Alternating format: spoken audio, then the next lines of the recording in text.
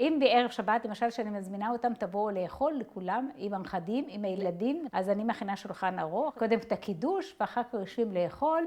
כולם בשבילם זה טעים, וכולם אוכלים, ואני שמחה שגומרים את הצלחות. ומה שנשאר, כמובן, מי שרוצה, לוקח הביתה.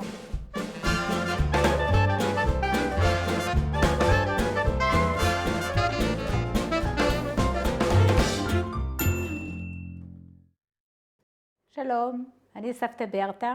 היום באנו לבשל קובה. אל-קרע אל-חלו זה רסק עגבניות עם קישואים.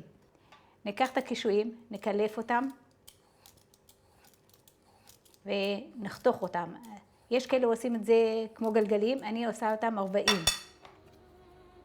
נולדתי בבגדד ב-1937. היינו בית, אפשר להגיד, עמיד מאוד.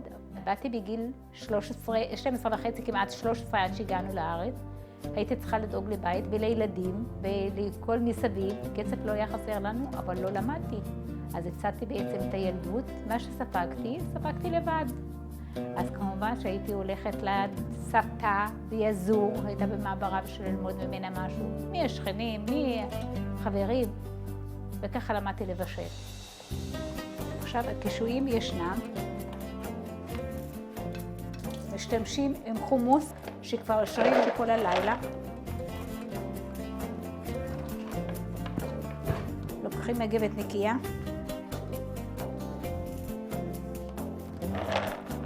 שמים את החומוס עליו. ועושים לו עם המערוך.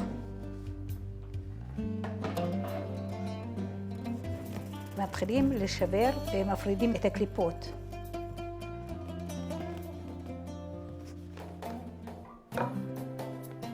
הנה, מוציאים את הקליפה.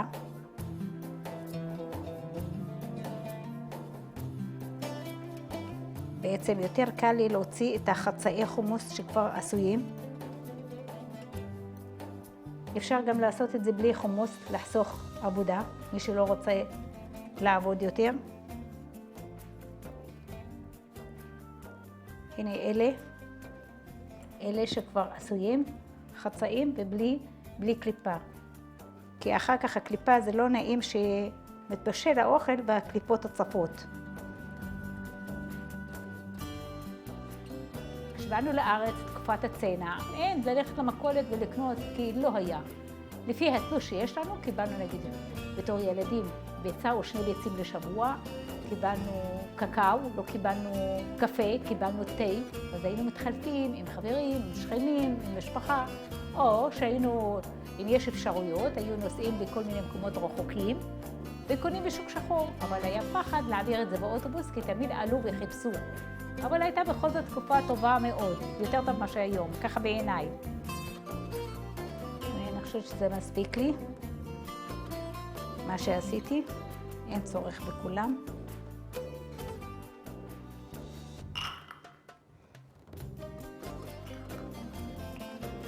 שוטפים אותם קצת.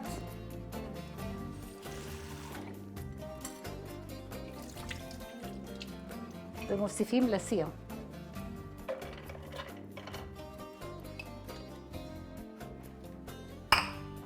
עכשיו מוסיפים לסיר מים.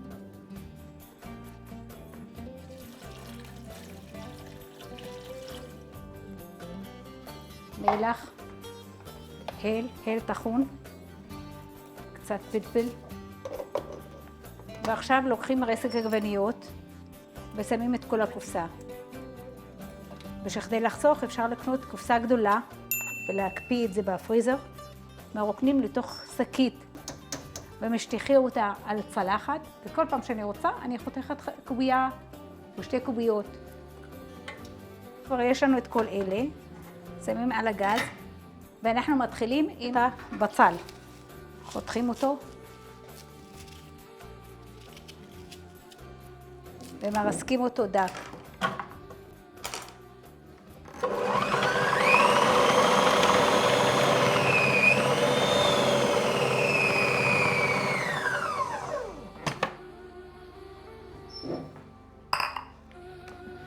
שמים אותו בקערה.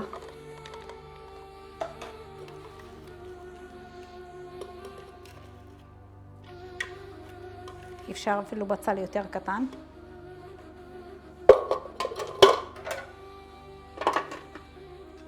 ושמים טיפת מלח, לא הרבה, ומשאירים את זה בינתיים. לוקחים את הבשר, שהוא כבר טחון, לוקחים פטרזיליה,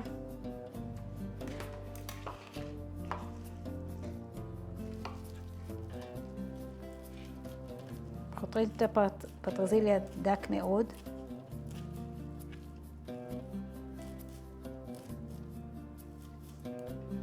הבשר הוא מהודו, אבל אפשר כל סוג בשר אחר, אם זה אדום או משהו אחר, אפשר, גם חזה אפשר, תבלינים, קצת פלפל, קצת הל,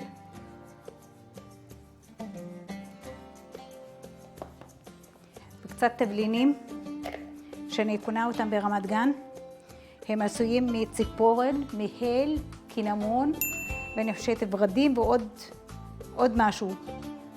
זה פשוט אומרים בהרת לקובה בעצם.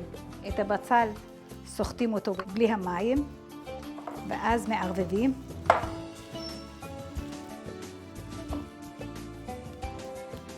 אני שמתי בעצם פלפל אדום, אבל אפשר להוסיף גם פלפל שחור קצת. זה נותן לו טעם וארומה מיוחדת.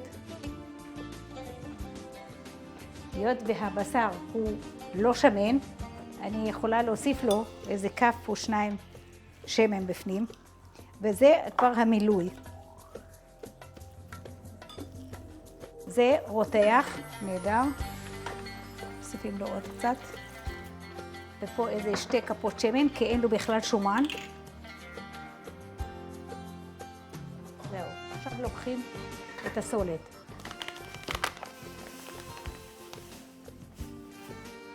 ונוסיף לו מים.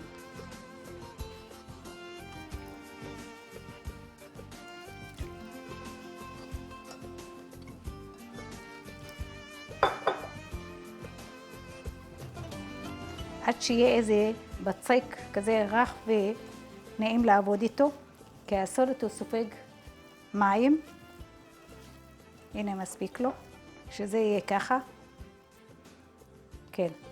לוקחים חתיכה כמו בגודל כזה, פותחים אותה, במיוחד בצדדים, ואז שמים את הבשר בפנים ומתחילים לסגור.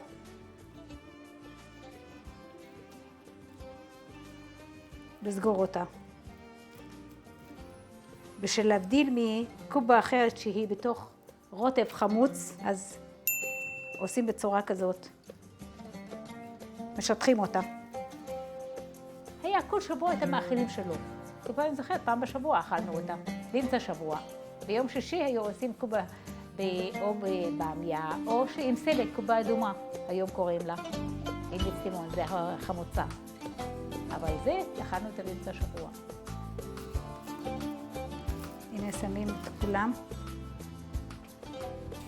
זה סתם מים בשביל לטבול את האצבעות שלא ידבק לי. אפשר לעשות כמות גדולה ולהקפיא אותם. שכבה שמים בניילון ועוד שכבה, וככה תמיד מוכן יש לי בפריזר, שאני יכולה, מתי שאני רוצה לבשל, אז יש לי מוכן קובה. ממשיכים לעשות את זה עד שיגמר לי הכמות הסולת שעשיתי. אם אני רוצה, אני יכולה לעשות עוד פעם בצק כזה של סולת ולגמור, אבל אני רוצה לעשות כמה קציצות ולדחוף אותם בתוך המרק. תמיד דאגו לילד הקטן בבית, עושים לו קובות קטנות בשביל לשמח אותו.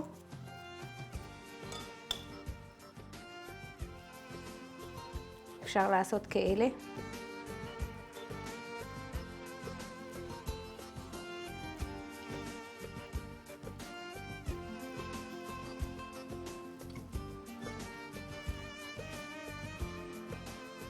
אז זה נראה מה המצב של הסיר.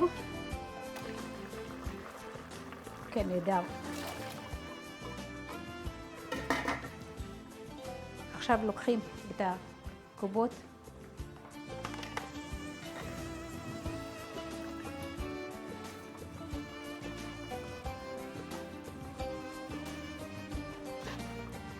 הבשר, אני אשים אותו יותר מאוחר קצת. וזהו בעצם, צריך לשים אותו על אש לא גבוהה, עד שיתבשל. קצת הוא בעצמו יסמיך בגלל הסולת. ואז, עוד נגיד רבע שעה, משהו כזה, אני אשים את הבשר.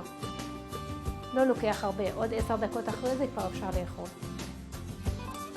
ושיהיה לכם בתיאבון, וזה מגישים אותו עם אורז לבן.